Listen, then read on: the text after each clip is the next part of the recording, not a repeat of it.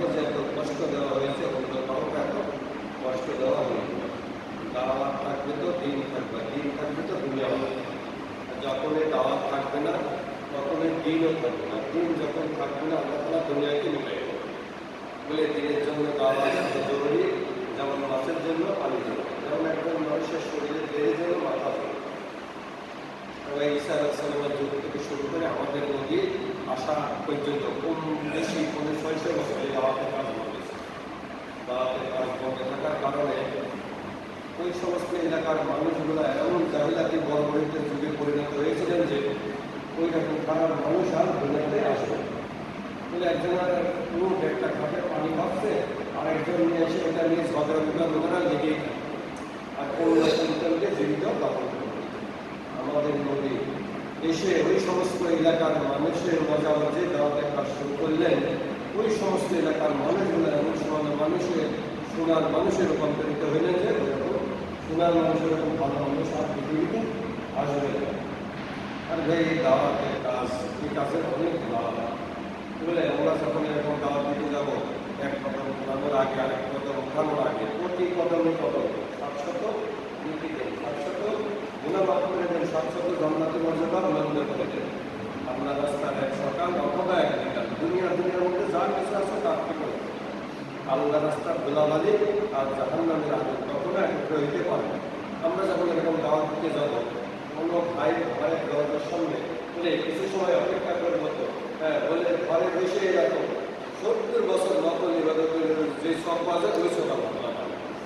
আর ভাই এই কাজ তো লোকের এখনকার লোকের লোকের দরজা ঘন্টায় বলে কি আমাদের আগ পর্যন্ত আমি আমার লোক আসতেই থাকে। আর ভাই প্রত্যেকের উপরে জিম্মাদারি কাজ আর একটা বড় লাভের কাজ আমরা সকলে করতে রাজি আছি তো ভাই। বলে দুনিয়াবি প্রত্যেকটা কাজের একটা নিয়ম প্রক্রিয়া আছে, এই কাজের একটা নিয়ম প্রক্রিয়া আছে। একটি জামা দুটি অংশে বিভক্ত হবে, একটি অংশ মসজিদের মধ্যে কাজ করবে, আরেকটা অংশ মসজিদের বাইরে কাজ করবে। মসজিদের মধ্যে যে অংশটি কাজ করবে এখানে একজন মোতাকাল্লিম ভাই থাকবে, উনি কিছু ইমামের দিনের কথা বলবে আর কিছু মানুষ সাথী ভাই কথা শুনবে। বলে এক বা একাধিক সাথী দোয়া ও জিকিরের মধ্যেও থাকতে পারে, এক বা একাধিক সাথী এরকম ইস্তেফালেও থাকতে পারে। আর জামাতের যে বাকি অংশটা মহল্লার মধ্যে কাজ করবেন ওখানে একজন রাহাবার, একজন জিম্মাদার, একজন মোতাকাল্লিম আর কিছু সাথী ভাই থাকবে। রাহাবার ভাই একটু ইসলামে বলে ভালো হয়, বলে ভাই ভাই আছে রাহাবার ইনশাআল্লাহ।